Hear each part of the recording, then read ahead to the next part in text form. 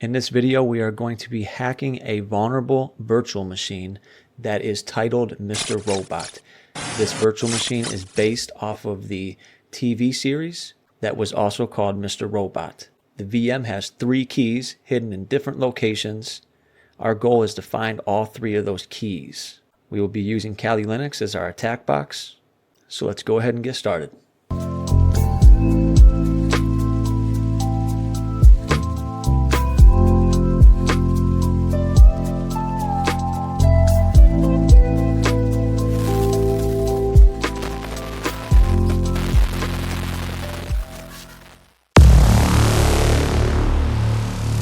Okay, so we have a few prerequisites in order for you to follow along with this video.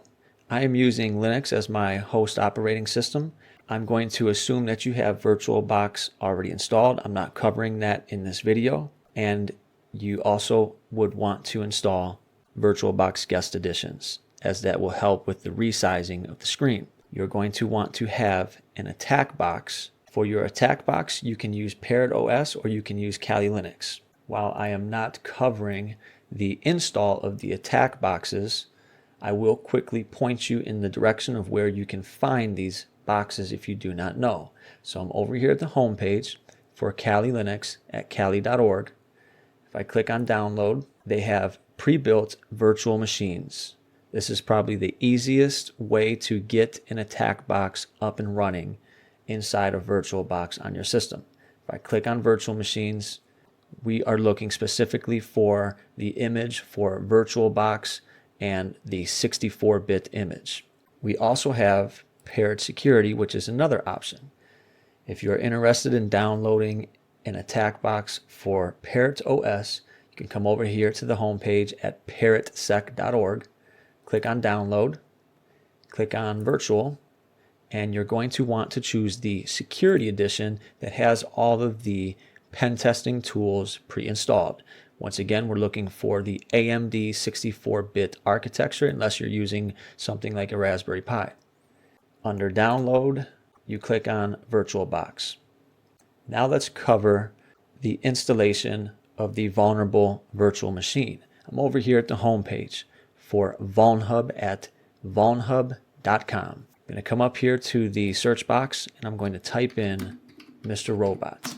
We are looking for this first one that is titled Mr. Robot 1. It was created on June 2016 by Leon Johnson. We'll click on it. We have a description. We have file information. So if you want to verify the integrity and authenticity of the download, which is always a good idea, you have your MD5 hash and you have your SHA-1 hash. This is the download link right here. To save time, I have already downloaded this. So I'm going to open up my VirtualBox Manager. I'm going to come up here to File, click on Import Appliance, open up my file system, and locate the .ova file that I previously downloaded for the vulnerable virtual machine. That should be in my downloads directory, and this is it right here. It's titled mrrobot.ova. I will click on that, open it, and click Next, and click Finish. And the rest is going to be done for me. So up here in the upper right, you can see that it's importing the appliance. So before I try to make any changes, I will let that finish. Now that it has finished importing the appliance, I will click on Settings. First thing that I'm going to do is change the name from VM to something that's more identifiable to me.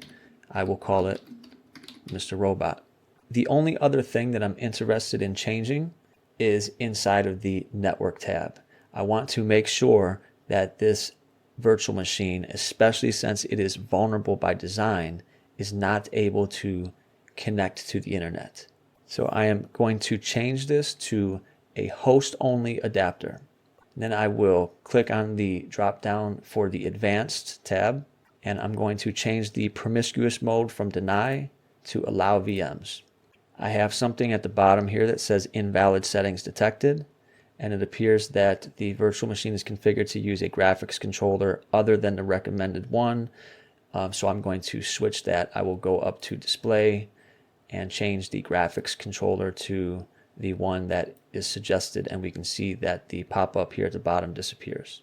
And with all of that done, I will click OK. Now I'm going to go inside of my attack box, which is going to be Kali Linux.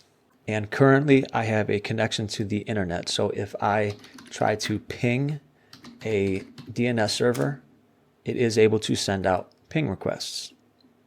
So if this is your first time running Kali Linux inside of your VM, there are a few things that you're probably going to want to do, such as changing your password, updating and upgrading your system, and installing any additional tools that you may need to do what we're going to do in this video. So while we have a connection to the internet, we can run the command sudo apt update && sudo apt upgrade -y. That will update the list of repositories where our system looks to find the most recent version of packages, and that will then in turn upgrade all the packages on our system. Now, I've already run this, so I am not going to run it again. Perhaps you want to run this command and let it run overnight, because it will take some time. Once you have done that, it's a good idea to go ahead and get the installation of all of the tools out of the way that we're going to be using in this video. Because once we start hacking on the box, we are going to disconnect from the internet. If you want to install all of the tools that we will be using in this video, you can do it in one command. Simply type the command sudo apt install nmap seclists burp suite netdiscover gobuster ffuff wpscan hydra metasploit and Ferrixbuster. Most of these tools you will already have installed if you're running the most recent version of Kali Linux. Some of these, however, may not be installed. So after you have installed all of these tools, you can meet me back at this point in the video and we can begin with the next part of the video.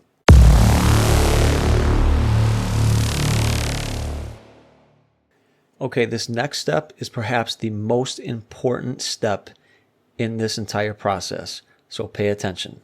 Inside of my attack box, I can run the ping command on a DNS server of choice, and you see that I'm able to send pings. The pings are received.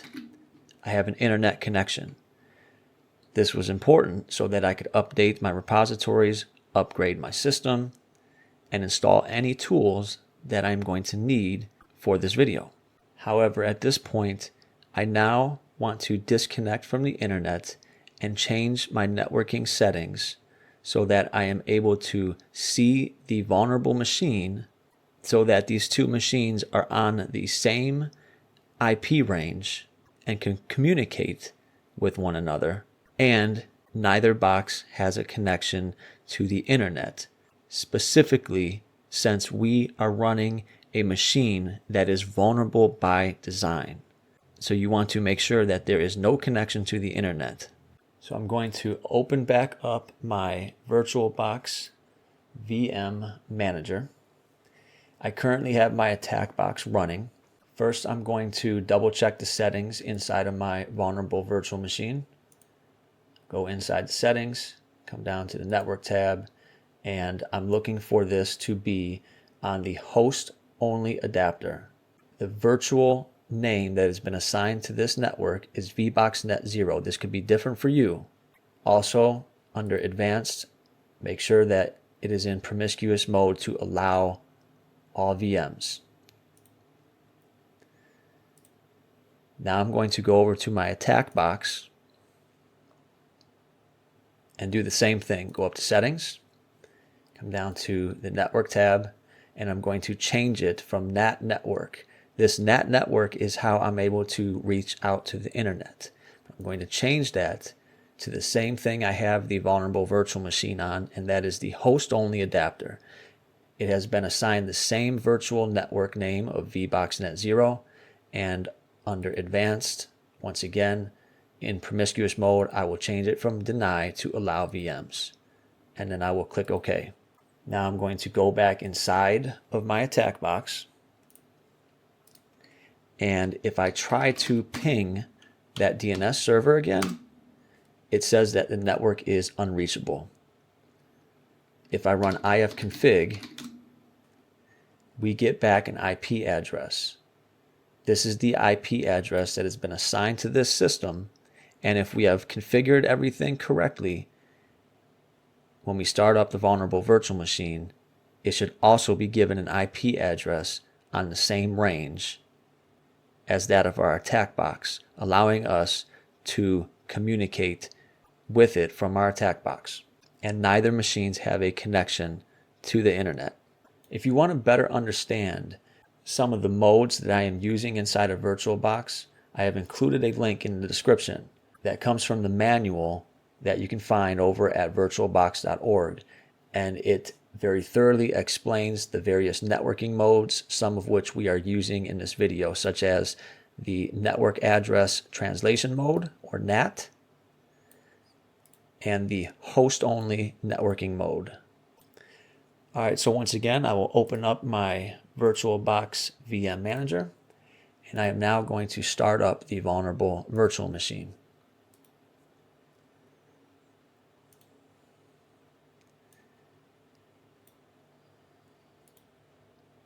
So the vulnerable virtual machine has finished the boot up process, and we are displayed a login screen. We do not yet know the login username or the password, so we're not going to worry about that. In fact, we don't even need to see this anymore on the screen. We just wanted to know that it was up and running.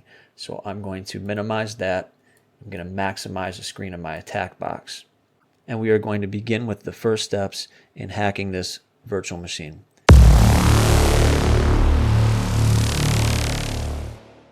All right, so the first thing that I'm going to do is find the IP address of the vulnerable machine. To do this, I'm going to run ifconfig to get the IP address of my machine, which for me is 192.168.56.108.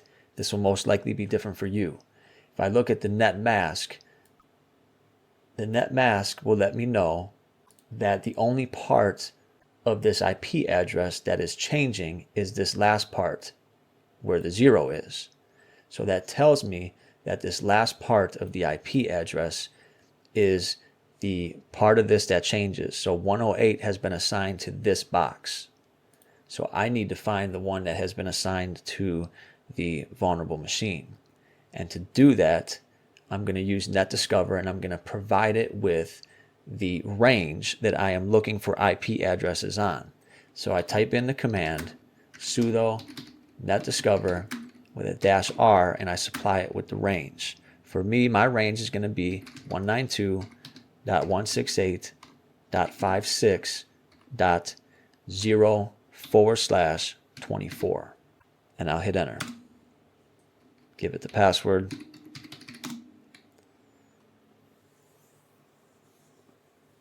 And I get back 3 IP addresses. Now I know that this first one is going to be the IP address for the virtual network switch or the virtual router that has essentially been created inside of VirtualBox. So I'm looking at these other 2 IP addresses. I know from doing this a few times that it's typically this bottom IP address, whatever it ends up being. You would just find this by trial and error, but I know that it's going to be the one ending in .109. So I'm going to go ahead and Control-C that. And the next thing that I'm going to do is I'm going to run an Nmap scan on this IP address to verify that this is in fact the IP address of the vulnerable machine, and additionally to scan for potential open ports and services that are running on those ports. There's going to be a lot of things that I'm going to be doing, tools that I'm going to be running, and things that I'm going to probably want to save. So let me create a directory to store all this information. I'm going to name that directory Mr. Robot. And I will cd inside of that directory. Now let's run the nmap scan. I'm going to run nmap with sudo privileges, and I'm going to do a -s capital V that will scan for services that are running on the system. And I'm going to do a -F, and that will scan for the top 100 ports, and then I'll provide it with the IP address of the machine, which is 192.168.56.109. We could save the output of the nmap scan, but I'm not going to do that. So I'm just going to hit enter, and we get back our results. So we have 3 ports. Port 22, which is for SSH, and it appears to be closed. And we have port 80, TCP port. It's open, and it's running HTTP. And we have port 443, also TCP, is also open, and it appears to be running an SSL encrypted version of HTTP. So we know that when we see port 80 and 443, that this is typically associated with a web server. So we can pretty much rest assured that this machine is running a web server, and that if we navigate to the IP address of the machine, we're going to be displayed a website. So let's go ahead and open up our web browser. And I'll navigate to HTTP 192.168.56.109.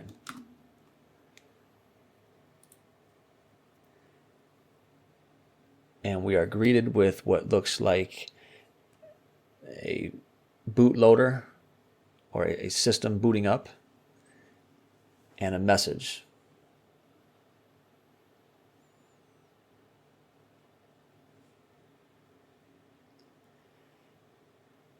And we have 6 commands that we can run. Now I'm going to run some of these commands. There is sound that will come from the box, and hopefully I don't get a lot of feedback while I do this. Let me go ahead and adjust my volume.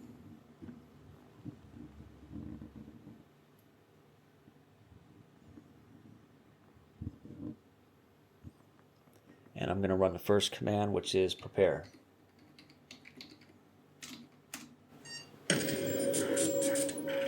You are now free. You are owned. Owned by your job. Owned by the 1% of the 1%. Owned by debt. We are a society. Between June 18th and 20th, we will take back over $100,000 and give it to you, live on Twitch, to delete the debt that holds you hostage. All you need is a code.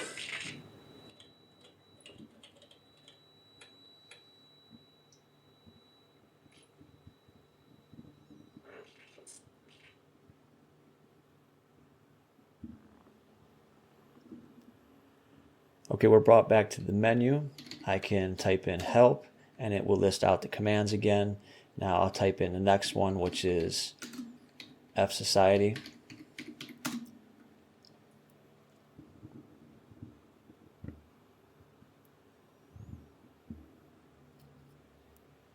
Okay. Type in help again, and the next command is going to be inform. There's no sound with this one. We just have some images and some text that we can look at, and some text that we can read. X out of that.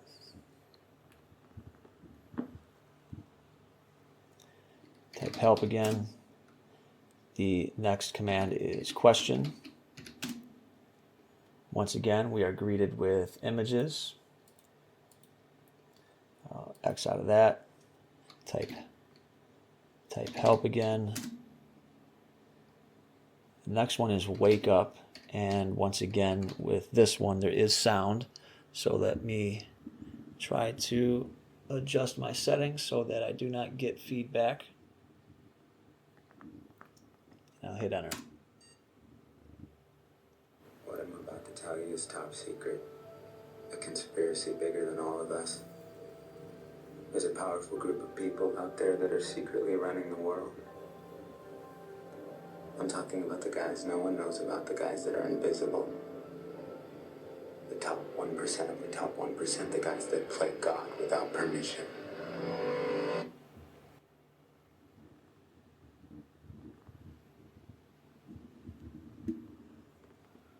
Okay, and finally, the last command is going to be join.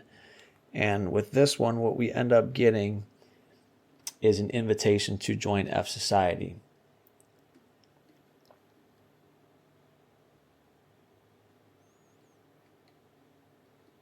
We are asked for an email address, so I will give it a fictitious email address.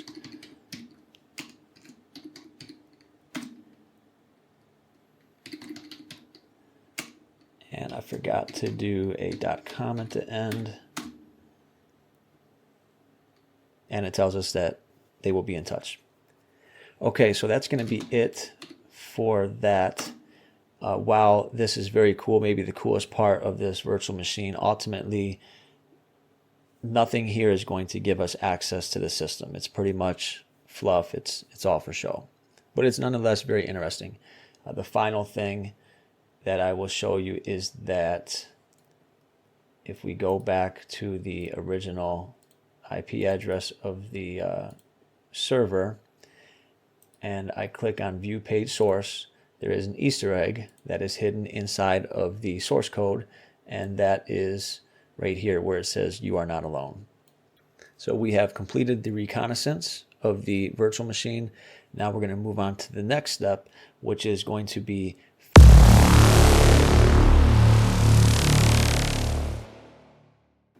in this section, we are going to be using 4 different tools, all for the same purpose, which is directory fuzzing.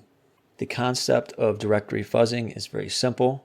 We are using certain word lists, and we are looking for any directories on this website that we can potentially navigate to, find information on, and ultimately find a vulnerability inside of so that we can gain access to the box. The 4 tools that I'm going to be using to perform directory fuzzing are ffuff, FairXbuster, GoBuster, and WP Scan. All of these should already be pre-installed in your system if you have been following along with this video. Now, directory fuzzing can take a long time because you're typically using word lists that can be very lengthy. So what we are going to do is we are going to run all these tools now, and we will let all these tools run as we move on to a different step in this process, such as fingerprinting or scanning the website. So the first tool on the list is going to be ffuff. Now I can pull up the help menu for ffuff by doing ffuff -- help. And there's quite a few options that we can use. I'm going to be using these matcher options, the -MC flag, and then I'm going to match HTTP status codes. The 2 codes that I'm going to look for to match are going to be the status codes of 200 and 302. So I will clear the screen. You will also need to have a word list for this. I'm using seclists. Should be installed. You can actually just type in seclists and it will show you all of your various word lists. And if I type in where is seclists, that will let me know where in the file system I can find these. And on my system, they are located in user share seclists. I'm going to cd back into the Mr. Robot directory that we created, and I'm going to run ffuff -u and give it the IP address of the box, which for me will be 192.168.56.109. This will not necessarily be the same IP address that you are using. Next, I will do a -w for the word lists, and my word lists are going to be located in user, share, word lists, sec lists, and I'm looking for a word list under the discovery tab inside of web content, and the word list is referred to as the raft large directories.txt word lists. And finally, I'll do -MC for the matchers or the matcher options and the status codes of 200 and 302. And then I will hit enter. And I must have made a mistake somewhere. Oh, okay. Let me back up. I forgot one important thing. So after the IP address, I have to use the word fuzz in all capital letters. And that basically is the part of this that FF is fuzzing. So I'll hit enter, and now it will begin the process of directory fuzzing. And this next tool that we're going to use is going to be GoBuster. So I can pull up the help menu for GoBuster by doing GoBuster --help. GoBuster is written in Golang. So we will type GoBuster dir-u, give it the IP address of 192.168.56.109, -w for word list, and then I will give it the word list located in user share word lists dirbuster, and I'm going to use a word list called directory list 2.3 medium.txt, and finally I will do a -t to give it 50 concurrent threads, and I will hit enter.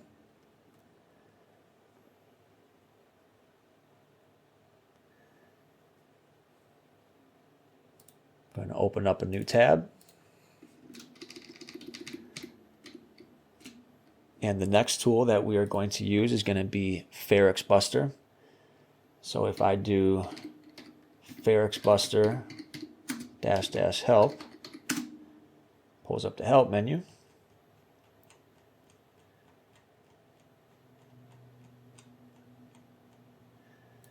And Prerequisites is actually written in the Rust programming language. The options are going to be simple for this one. We're going to do a -u and provide it with the target URL. And we are going to do a -- no recursion so that we do not scan recursively. So I'll do Prerequisites -u HTTP and give it the IP address of 192.168.56.109 and -- no recursion. Of all the tools, this one by far probably has the most visually pleasing output, and it is very fast.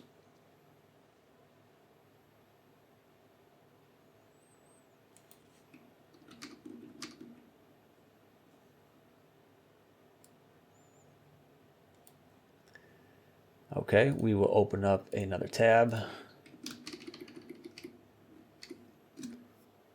And the last tool that we're going to be using for directory fuzzing is going to be WP scan. So I can pull up the help menu for WP scan by doing WP scan --help. This tool can be used for different things, not only directory fuzzing. It can also be used for brute forcing the login page, which will be in another step. We're going to be providing it with the --URL option for the URL to run this on. And we are going to be doing a -e for enumeration and a VP to enumerate vulnerable plugins. And I'm doing this because I already know that this is running a WordPress website. So I am jumping ahead a little bit, but I am doing that because these scans do take some time. So I'll do WP scan --URL, give it the address of 192.168.56 109-E VP and hit enter. The scan is aborted, and I realize why that is happening. So the first time that you run WP scan, it actually needs to connect to the internet so that it can update the database.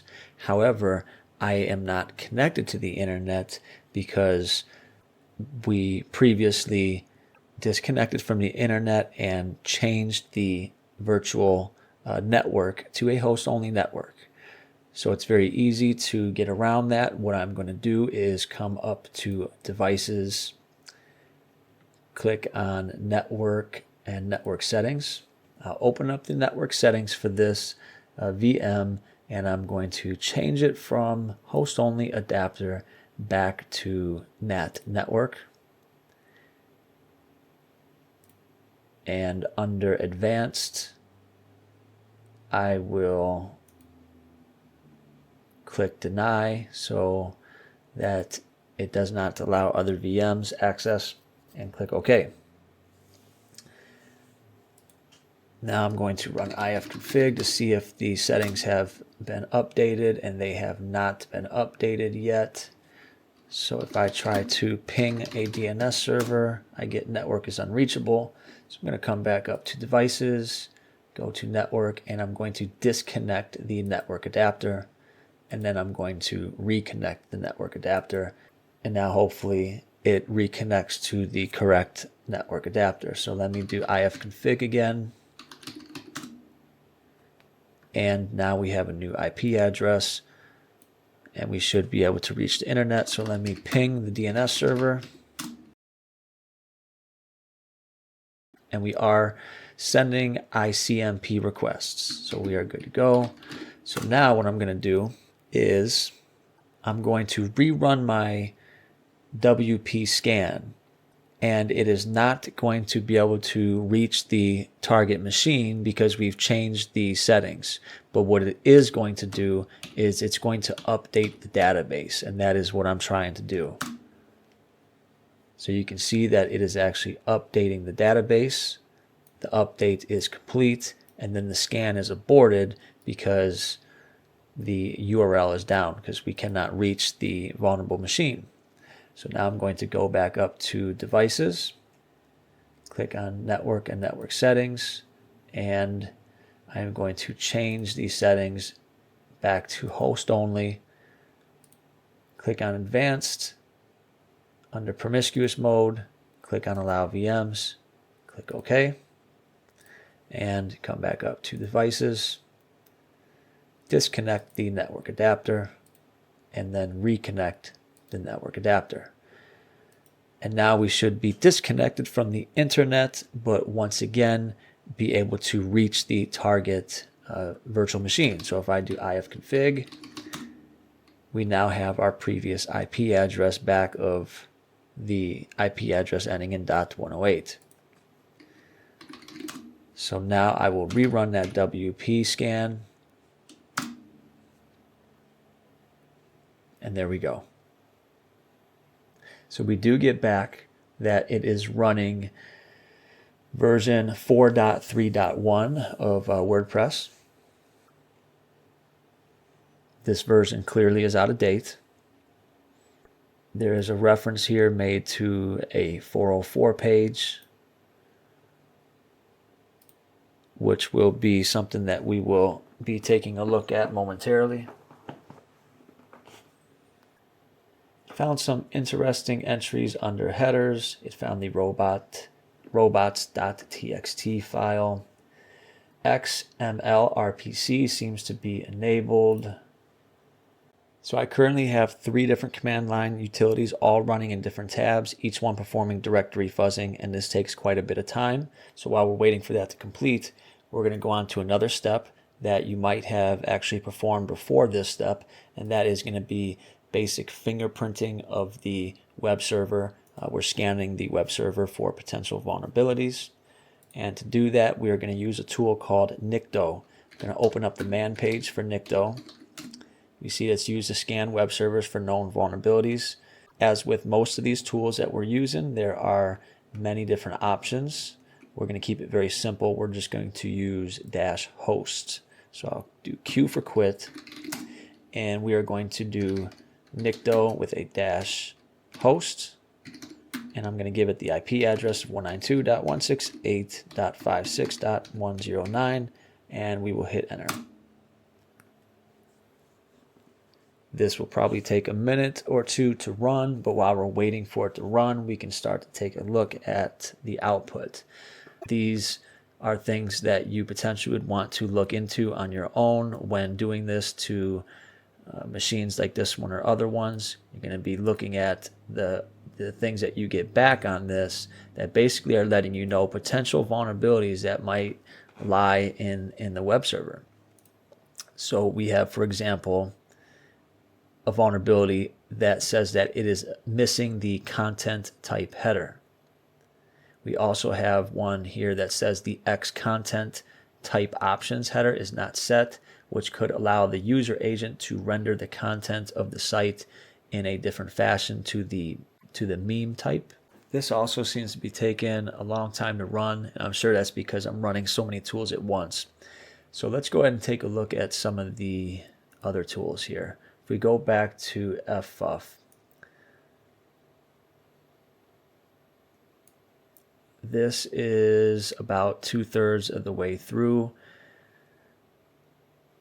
and thus far it has found a login page, a site map page, dashboard, a WP login page, a robots file, which is going to be a robots.txt file, a license file and an intro file, a README file, and a WP config, as well as a WP signup. So that's about 2/3 of the way through. Let's take a look at GoBuster. GoBuster has found numerous directories: sitemap, images, blog, login. We have WP content, an admin page, WP login.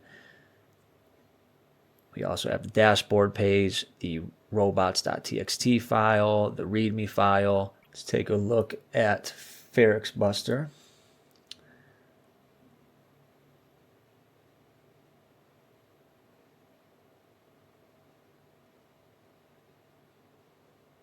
So you're starting to see the trend here. These tools are all doing similar things, and they are finding the same content. So we have the WP admin page, an admin page, WP content, the WP login page. If we come over here to the right, we have some hyperlinks to some additional directories. We also have the status codes, and it all looks very nice, which is always a benefit to using command line tools. Okay, so Prerequisites has finished running, so that's good.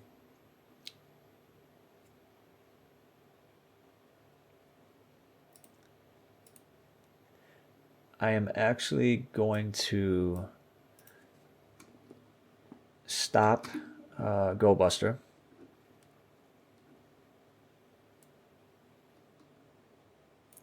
And I am also at this point going to stop FFuff. Okay, so now that I have stopped all the other tools, nicto has picked up speed. And we are once again getting a lot of the same stuff back. We're getting an admin page. It says this might be interesting. We have a README page. This might be interesting as well. Once again, we have admin pages that have been discovered. We have the license.txt file. We have the README file, and nicto has finished running. We have identified that we have a WordPress website that is running. Appears to be a blog of some sort. So let's go ahead and use our Firefox web browser to navigate to some of these directories that we have discovered. The first one we're going to look at is going to be the robots.txt file.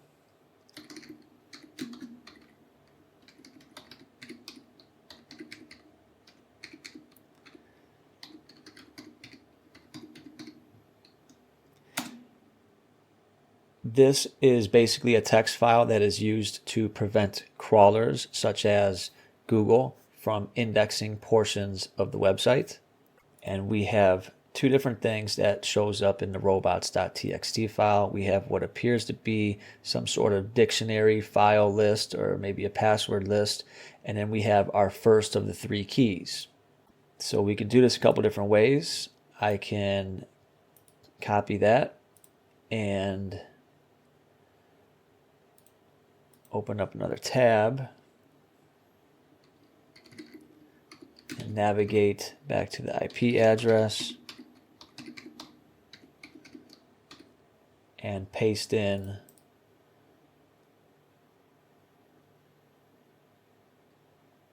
that name we took from the robots.txt file, and that will actually show us in the web browser the first of the three keys. And we also had this dictionary file. So for this, instead of using our web browser, let's just go ahead and copy that and go down to the command line, and we will use wget to pull that down.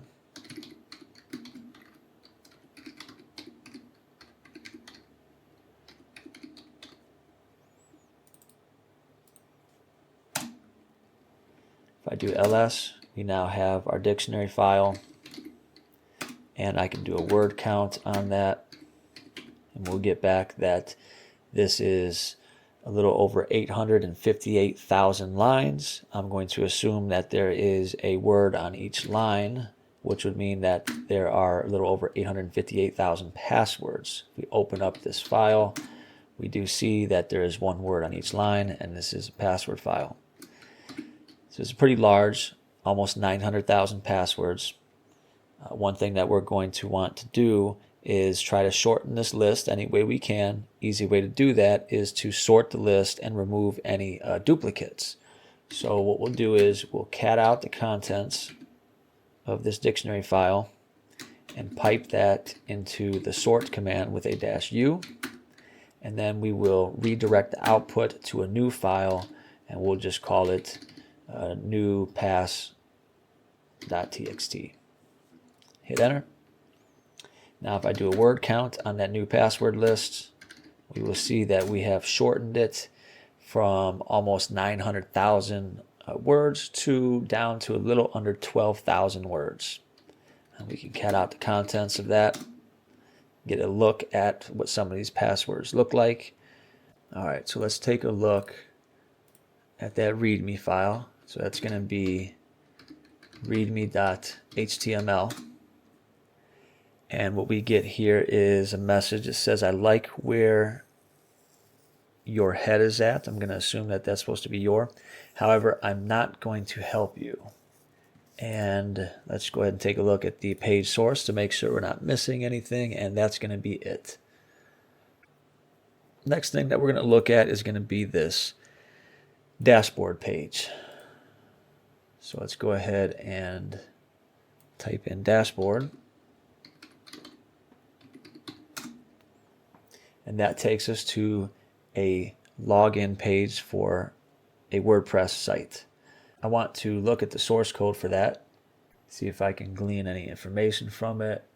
I'm not seeing anything, though I do know that when I did this previously, I was able to pull the WordPress version from one of these pages looking at the source code, but I'm not seeing it right now, which is not really a big deal. We know that we have a WordPress login page. We need to figure out the username and the password.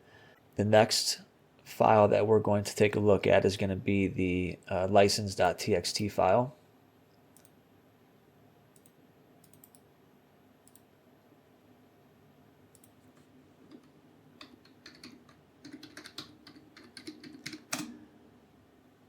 And we see that we have another message inside of this file. It says, what you do, just pull code from Rapid9 or some shit. Since when did you become a script kiddie?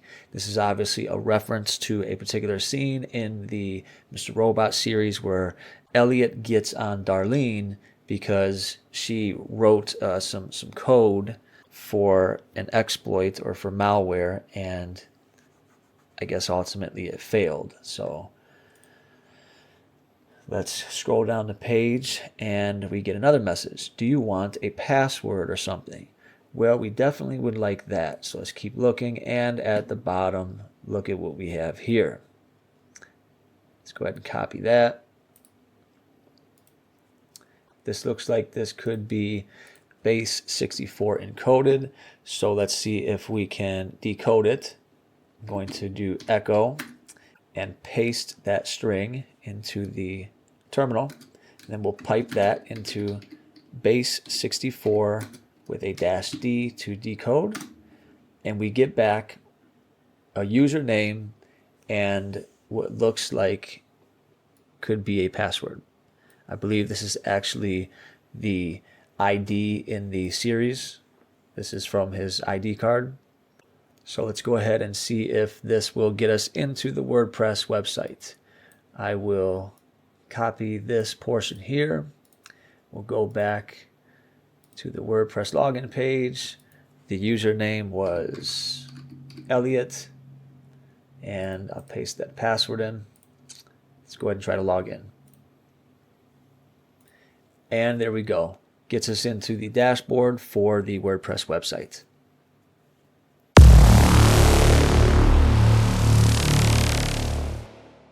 All right, in this section, we are going to be gaining access to the system by means of a reverse shell. The reverse shell that we are going to be using in this video comes from Pentest Monkey. I'm going to do a git clone on the GitHub page for Pentest Monkey /PHP reverse shell. Once the git clone has finished, you can cd inside of the directory, which is going to be PHP reverse shell, and I will run the ls command, and we have our various files. This file that shows up as green is the actual reverse shell that we are going to have to slightly modify in order for this to work. We can go ahead and open that up and take a look at it using the nano text editor.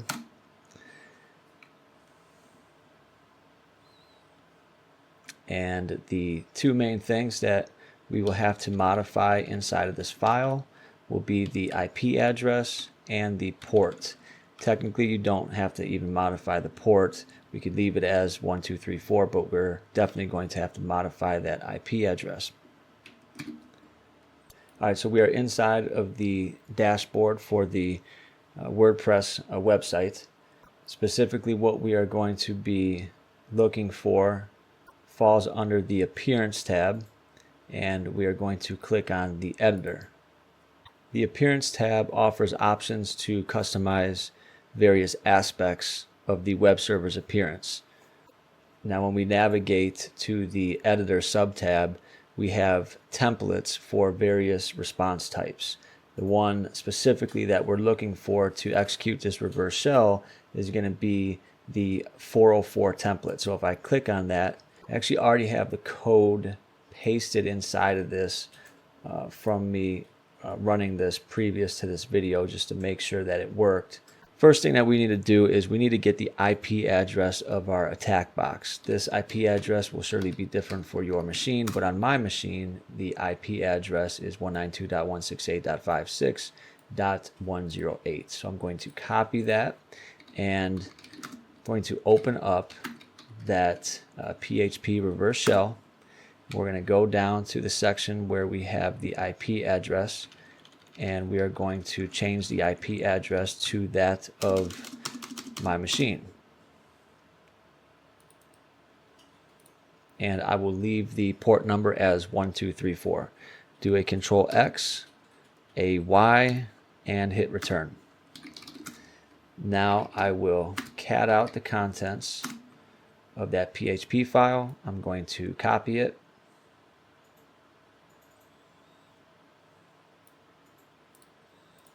go back over to the web browser, and whatever you have sitting inside of your template for the 404.php, just go ahead and highlight everything and then delete it.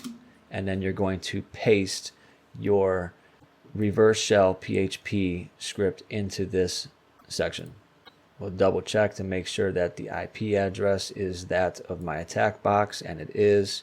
And once again, we have a port number of 1234. You scroll down to the bottom of this and click on Update File, and it will update that template page for us. Now the next step is going to be for us to start up a listener. To do that, we are going to use the netcat utility.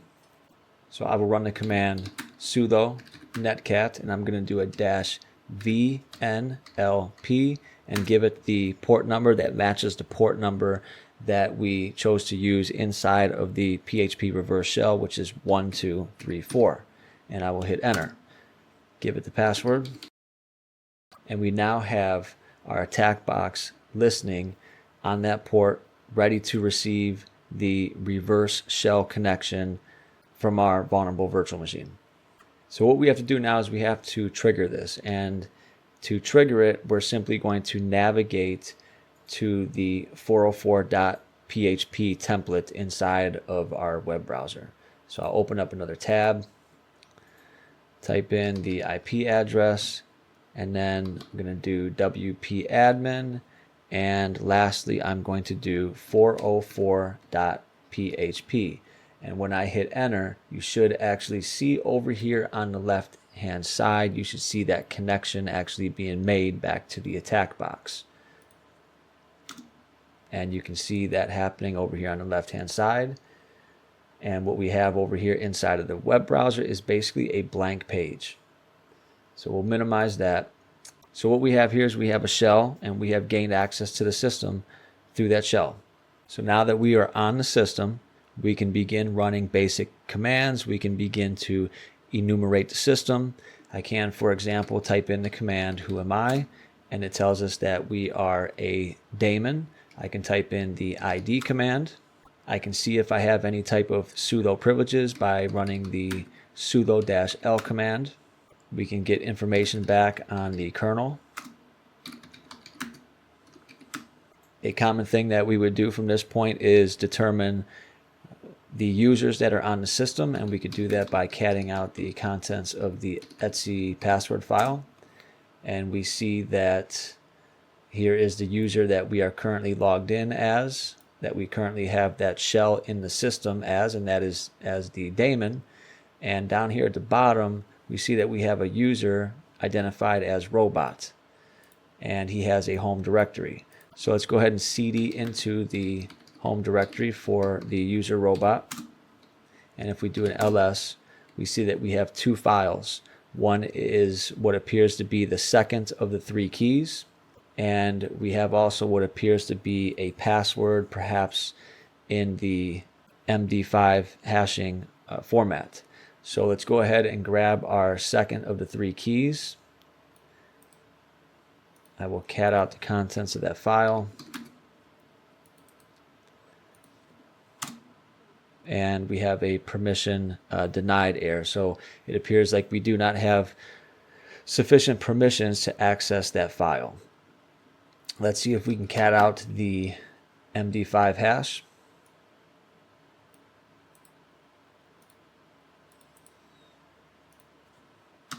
And we are able to do that. So I'm going to copy that.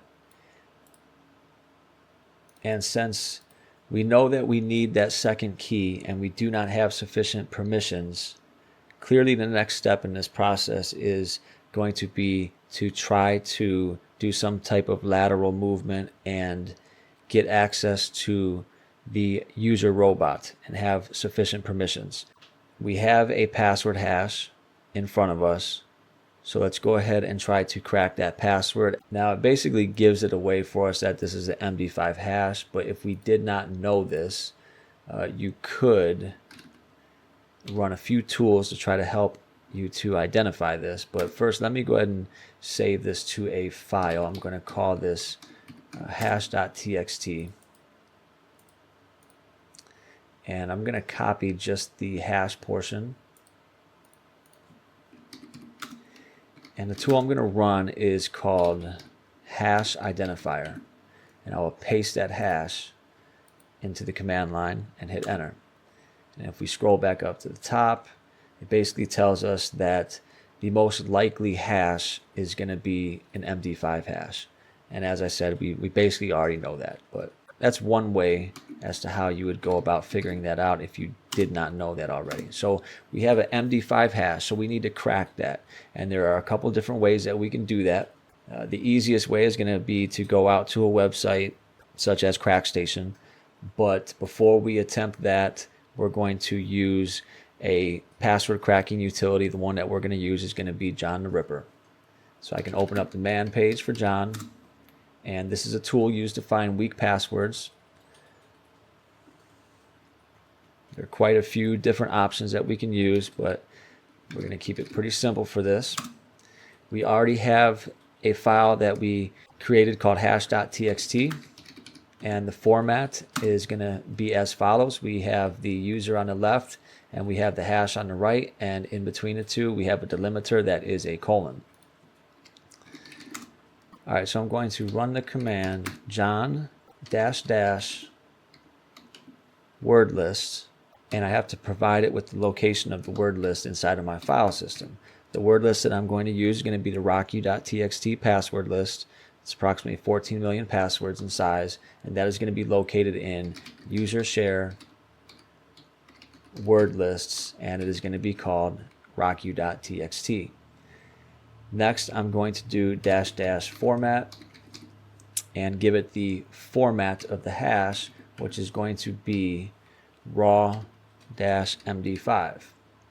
And finally, I'm going to give it the name of the file that contains my hash, which is hash.txt. And then I will hit enter.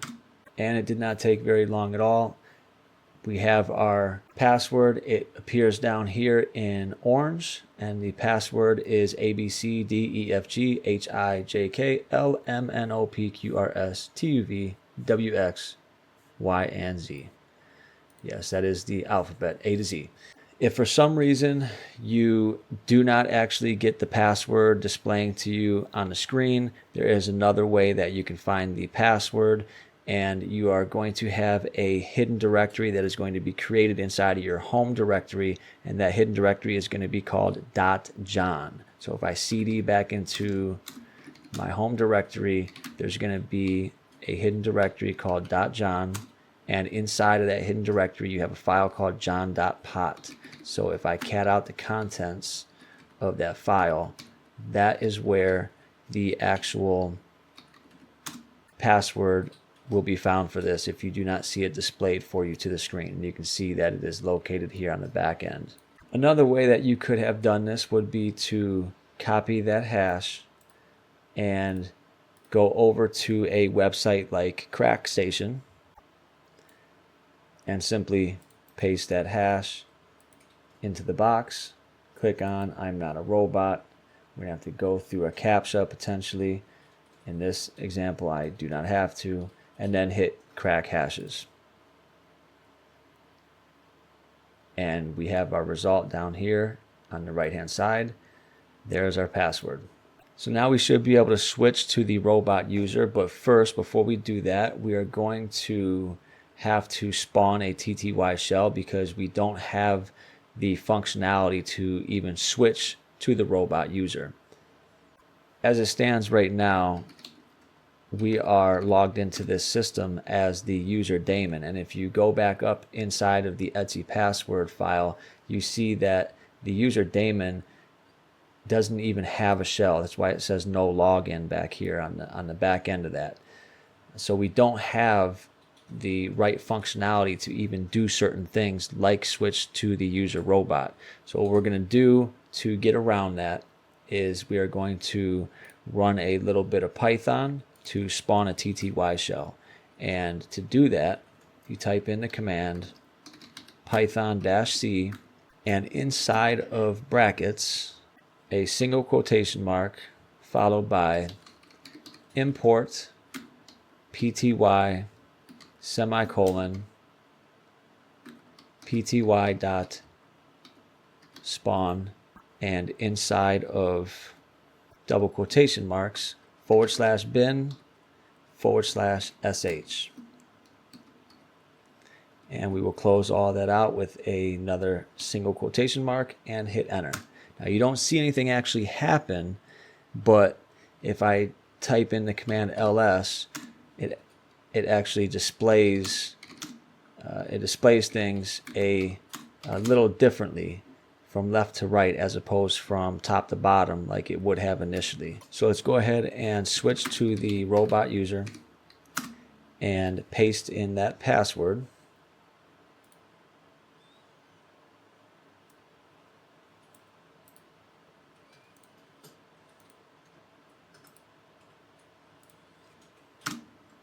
And we are now logged in as the robot user.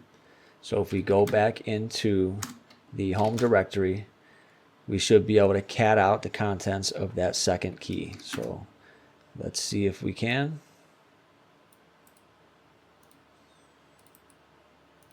All right. And there we go. So we have obtained our second of the 3 keys. Now let's see if we have any type of sudo privileges. I'll run the command sudo with a -l and give it the password.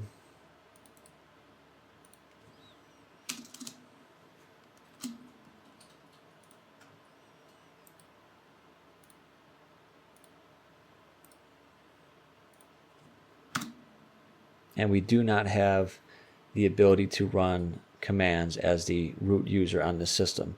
So the next step is going to be privilege escalation.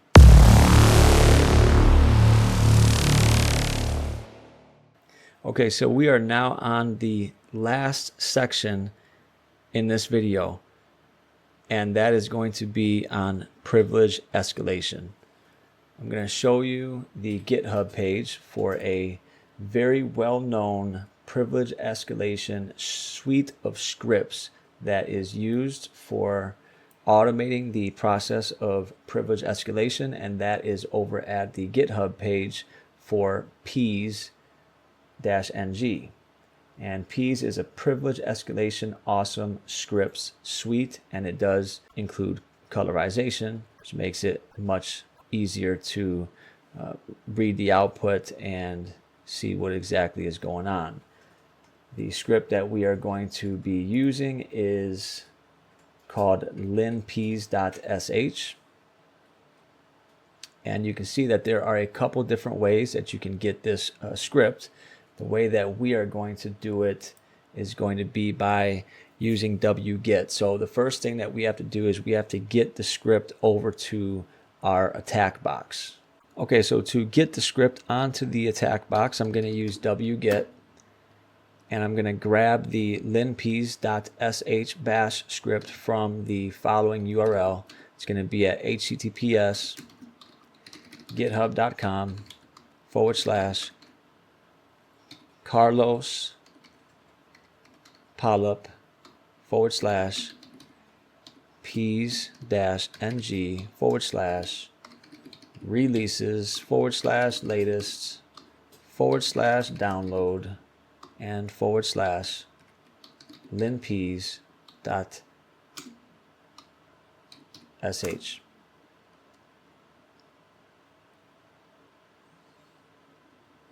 Now if I run the ls command, we now see that we have the linpeas.sh script inside of our Mr. Robot directory.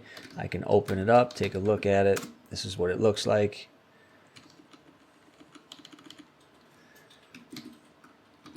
And now what we need to do is we need to get this script over to the vulnerable virtual machine. So in order to do that, we're going to use Python to start up a web server. You're going to want to do this inside of the directory where your linpeas.sh script resides.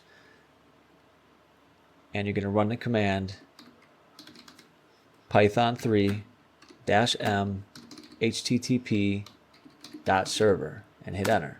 So we've started up a server inside of the directory where our linpeas.sh script is sitting. And now we go back over to the compromised machine. We're going to cd into the temp directory, And from inside of the temp directory, we will reach out to the attack box and grab the script using wget. You will need to know the IP address of the attack box. And if we run ifconfig, we will get back that for this machine, it is ending in 108. So I will copy that, go back over to the compromised machine, and we are going to type HTTP, paste in that IP address. If you look at that Python server that was started, you will see that it is running on port 8000. So make sure to do a colon and 8000. And then you're going to do a / and you're going to type the name of the script, which is linpeas.sh, and hit enter. And if I run ls, you see that we now have the script sitting inside of the temp directory. If I go back over to the attack box, you can actually see that it did serve up that script. You can actually see the GET request for it right here. So we no longer need the web server running, so we Control-C out of that. Go back over to the compromised machine, and the next step is going to be to run the script. If you try to run it, you're going to get a permission denied error. And the reason why is because we do not have sufficient permissions on it. We need to change the execute bit permission. So if I do ls-l on that script, you will see that we do not have the execute bit permission set. So to set that, we'll simply run the command chmod +x and give it the name of the script, which is linpeas.sh. Now if we do ls-l on linpeas.sh, you will see that we now have the execute bit permission set. So now we can run the script. Just do a / followed by the name of the script and let it run.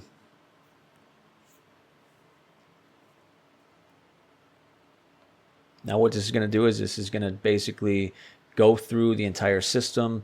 It automates the process of checking for things that you would typically check for manually when you are looking for a vulnerability or an exploit or some type of misconfiguration that would allow you to escalate your privileges. We can go back up to the top. It has already finished running. That was quick. We go back up to the top. A little bit past this pretty little ASCII art. We are given a legend. You're looking for things that are in red or yellow. That gives you your highest % chance of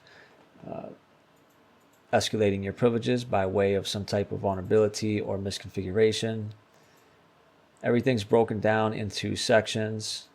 So we have this section right here called Executing Linux Exploit Suggester, and we have various CVEs. So this is suggesting to us that this system is vulnerable to the dirty cow exploit. So that would be one way that we would be able to potentially obtain root privileges on this box using the dirty cow exploit or the dirty cow 2 exploit. And it continues to list various CVEs that we could potentially use to root this box. But what we are going to be looking for is going to come much further down in the script. So let me scroll down a little bit. Okay, so we have this section right here. It's titled Files with Interesting Permissions. And you can immediately see that there is one binary that stands out, and that is this one right here that is highlighted in yellow. And if you remember, the legend said look for things that were highlighted in yellow or red. So this nmap binary appears to be something that we should be looking into. So we're over here at the home page for GTFO bins. And this is a curated list of Unix binaries that can be used to bypass local security restrictions in misconfigured systems. We're going to come down here to this search box and we're going to type in nmap. Click on nmap. And what it says is that it can be used to break out from restricted environments by spawning an interactive system shell. And underneath this section titled B, it says that in interactive mode, available on versions 2.02 to 5.21, can be used to execute shell commands. So let's go ahead and go back over to the system and see what version of nmap we are actually running. So if I do nmap -- version, we get back that this is running version 3.81. And version 3.81 definitely falls in between these two versions. So that is to say, we can in fact run this in interactive mode, and we can use this to break out of a restricted environment. If you read the instructions for this, it's very straightforward. It says to type in the command nmap -- interactive, and then once you are dropped into that interactive nmap mode, you can execute shell commands. So we are going to type nmap -- interactive,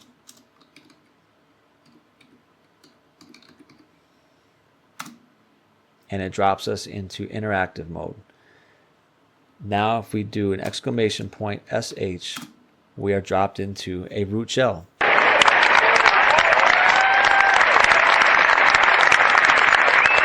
So it is at this point that you should be thrusting your arms up into the air, just like Elliot did in Mr. Robot. This is what we were trying to do from the beginning, right? So we have rooted the box, and the last and final thing that we need to do is find that last key. So I'm going to cd into the root directory, do an ls. We're probably going to want to go into the home directory for the root user, so we'll cd into root, and if we do an ls, we see that we have a file that is called key3 of 3.txt. If we cat out the contents of that file, we are given our third and final key. If you made it to the end of this video, thank you so much for watching, and as always, subscribe to the channel, like the videos, and post a comment. And stay fresh.